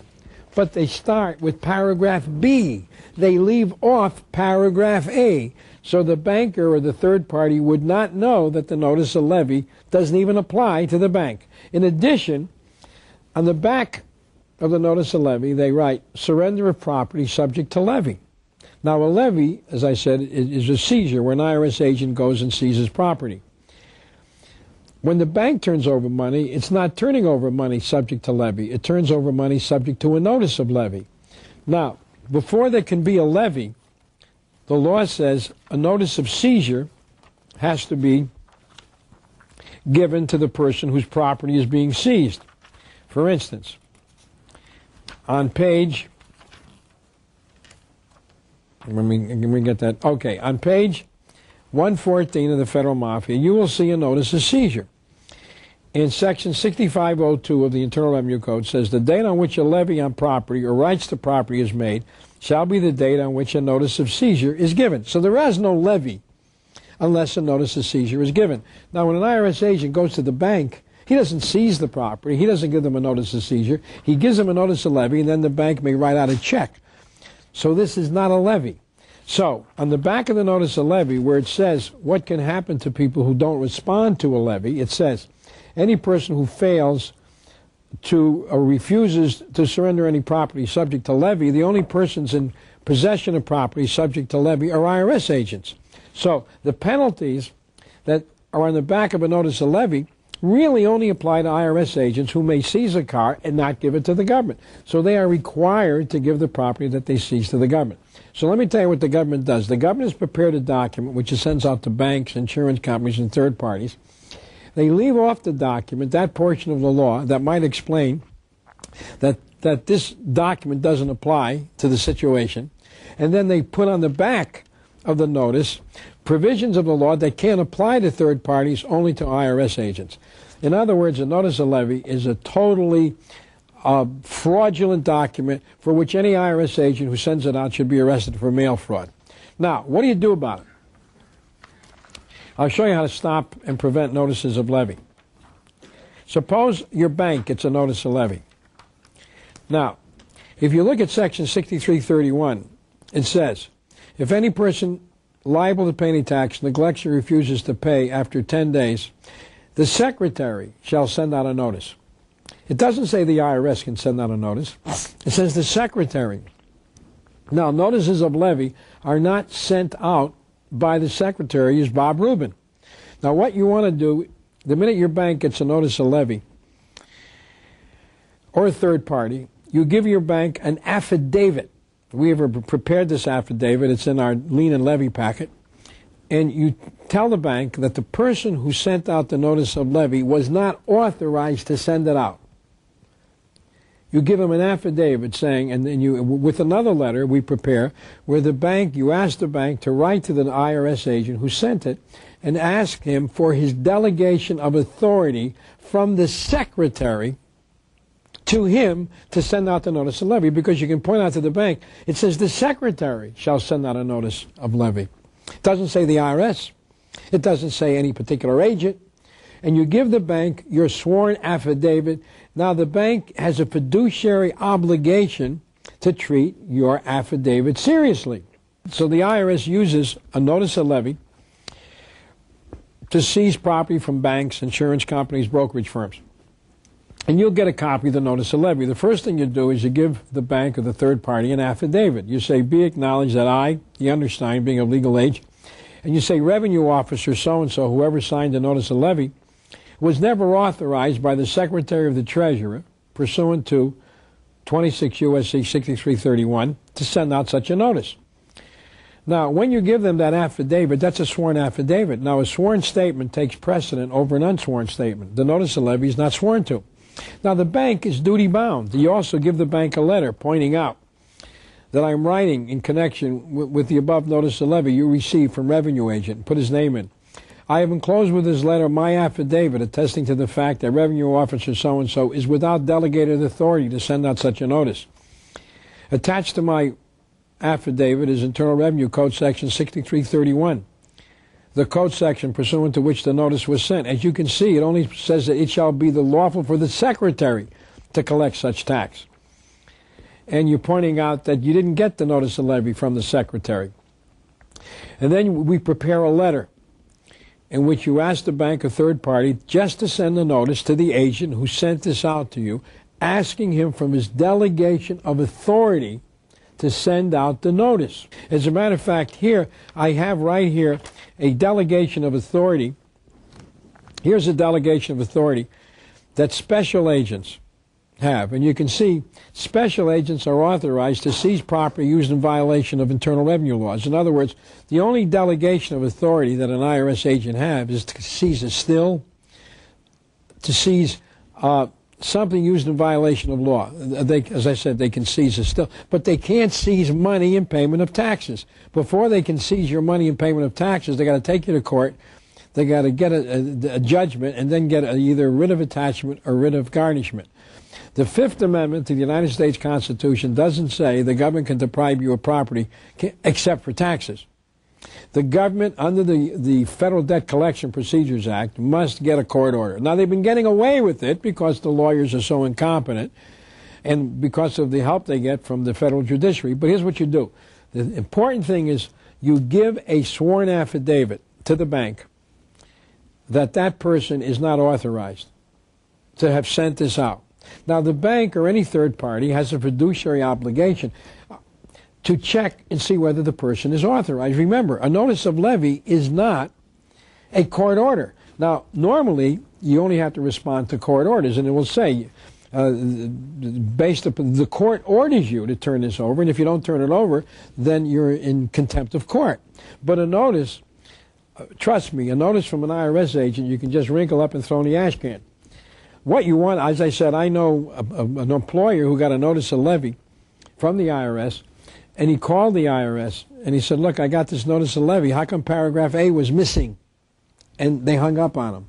And he made 2 such phone calls, and he just threw it away.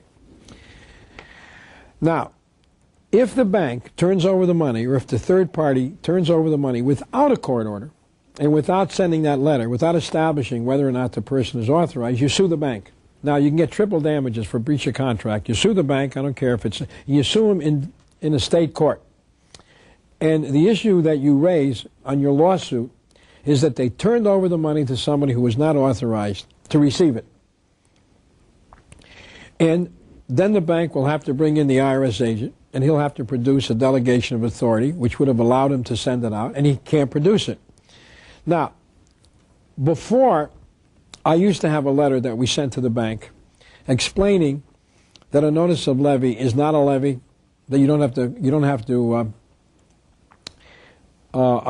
honor it.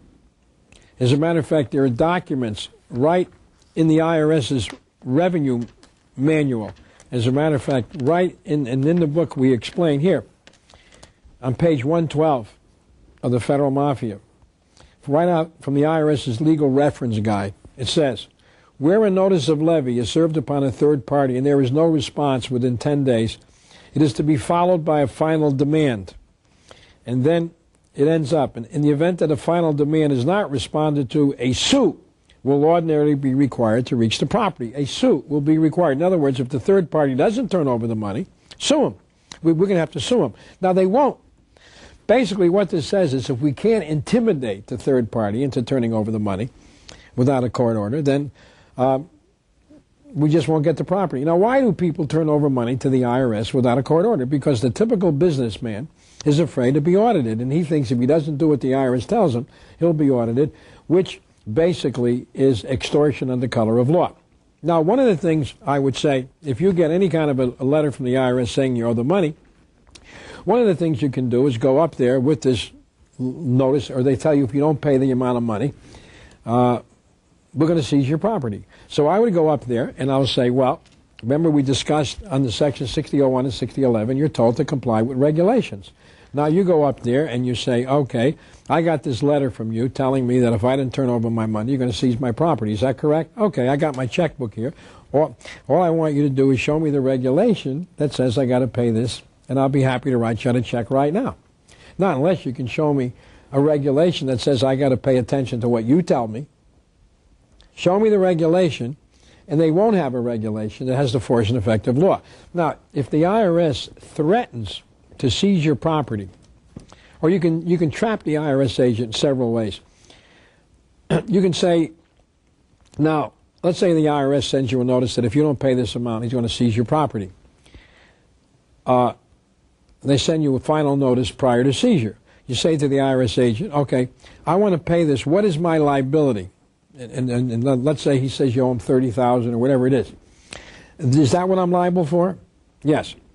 But suppose I can't pay it. What can you do to me? Well, the IRS saying, well, we can seize your car, we can seize your house. In other words, if I don't pay you a portion on this, you can seize my car? Yeah. Well, in that case, I'm certainly going to pay you. Now, you can actually take your checkbook and you start writing out your checkbook. Who should I make the check payable? The Treasury Department, Internal Revenue. You fill it out.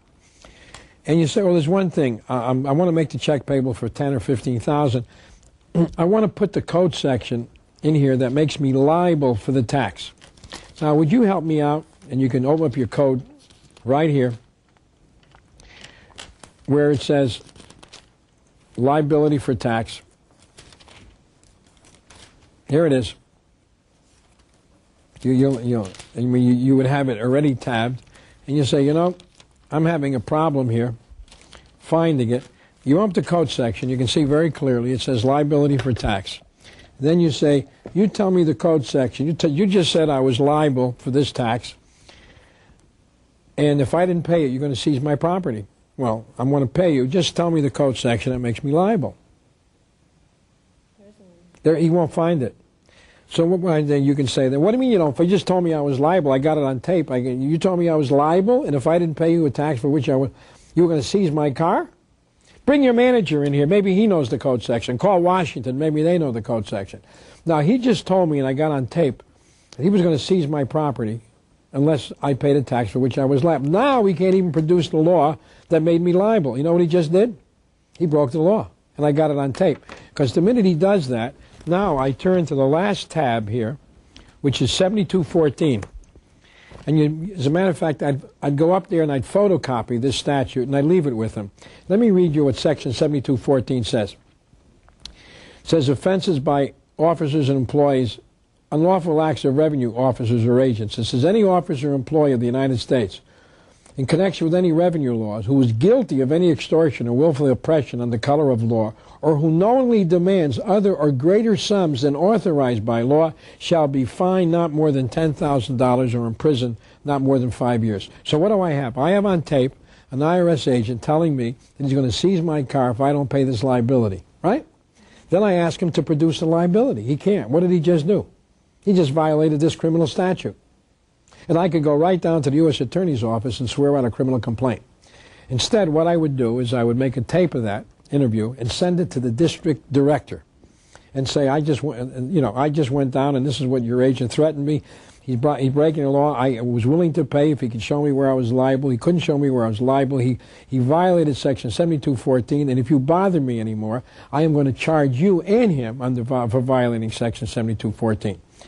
So it's not that we are without weapons, except that the American public doesn't know about Section 7214, and they assume that they're liable, and they assume that IRS agents have the authority to do all this.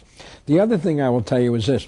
If an IRS agent attempts to take your car, seize anything, you resist. You absolutely resist. If he goes to take your car, you can tell him, you put your hand on that car, if he doesn't have a court order.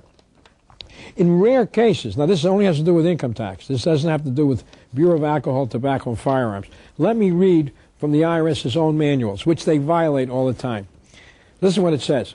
This is from the IRS's own legal reference guide. It's paragraph 332. It says, during the course of administratively collecting a tax, an occasion may arise where service of a levy or notice of levy is not adequate to seize property. Listen to this. Listen to this. However, it cannot be emphasized too strongly that constitutional guarantees and individual rights must not be violated. Property should not be forcibly removed from the person of a taxpayer. So if they try to take your car and you shove them away, they cannot use force to take your car. Such conduct may leave a revenue officer open to an action in trespass, assault and battery, and conversion. Okay? It says, if there is reason to suspect a failure to honor a levy or an interference, the matter should be returned for legal action against the offending party. Let me tell you how the IRS wants to seize your car. The IRS wants to go up, ring your doorbell, say, look, we're taking your car. Now, what they actually do many times is they stop and they stop at the sheriff's office or the police station, and they say, look, I have a guy here, I have this notice of seizure I got to serve, and we think there's a problem here. Now, the policeman or the sheriff, he wants to stay on a good side of the IRS too, and he thinks what he has is something like a court order. He doesn't. Now, if it was a legal document, he would have an FBI agent, a U.S. Marshal, but he knows he doesn't. So he cons the local police and the local sheriff into accompanying him. Now they'll ring your doorbell. Now the person comes to the door and the IRS agent says, I have a notice of seizure for your car. And the person sees a policeman there and he's afraid to do anything. So he doesn't do anything. And he doesn't resist. The person says, give me the keys. And many times they'll actually give him the keys, or they'll call a tow truck and they'll take the car away. And the IRS agent can then claim, well, this was an administrative levy. I mean, we didn't use any force. We just told the guy we're going to take his car, and we took his car. In a situation like that, if he shows up with the police, you ask the police, what are you doing here? Did I violate any local statute? What are you doing here? Do you usually go enforce federal law? And in other words, it said, does your supervisor know you're here? What law have I violated? What are you here for? Well, I'm here with him. Well, what is he here for? Do you have a court order? As a matter of fact, you say, then come back with a court order. You're not taking that car, and you physically resist. The IRS agent takes the car, and if he resists back, he is committing, you can get him for assault and battery and trespass. In other words, the final analysis is this. The government needs a court order to take property, but they never use a court order. What they do is they rely on the duplicity and the malfeasance of lawyers to turn over money without court orders, and they rely on the ignorance of the public who think that IRS agents are operating legally. But in any given community, if anybody called the sheriff, and if the sheriff made one call to the IRS in that community saying, look, if anybody from your office comes down here and attempts to seize any property and they can't produce a delegation of authority from the secretary, I'm going to arrest that person for illegal conversion and extortion, and that would stop all IRS seizures in any given county. Before I go, there's one other thing I'd like to mention. You know, the IRS has filed over 1 million tax liens. Actually, they call them notices of liens because they're not actually liens. They're filed as notices of lien, and the IRS hopes that your county recorder files them as a lien, but they're not really a lien. But in any case, these notices of liens violate both federal and state law.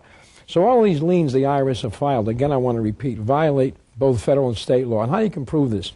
Well, in Title 28, you will find the Federal Debt Collection Procedures Act. It's in Section 301. And you will see that before a lien can be filed against any American, only U.S. Marshals can file liens, and they need writ of attachments. And then if you check the garnishment laws of your own state, you will find that there are 35 states that have adopted the Federal Uniform Lien and Registration Act. In 35 states, in their statutes, say that all federal liens have to be certified by the Secretary of the Treasurer or his delegate. 35 states say that. Those states that haven't adopted the Federal Debt Collection Procedures Act use the same wording anyway. So it says that tax liens have to be certified by the Secretary of the Treasurer or his delegate. Now, none of the IRS liens are certified. That's number one. They say notice is hereby given, and they're always signed by a revenue agent who has no delegation of authority from the Secretary to file liens against anybody.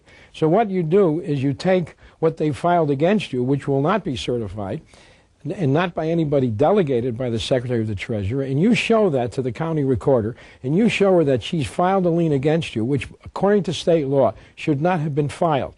If she doesn't remove the lien, I would also go then to the county attorney and point out that the county has filed a lien against you that, pursuant to state law, should not have been filed. Because they've done this, they've interfered with your credit. Maybe you can't get a credit card. And if they don't remove that lien, you could sue them under the tort laws of your state.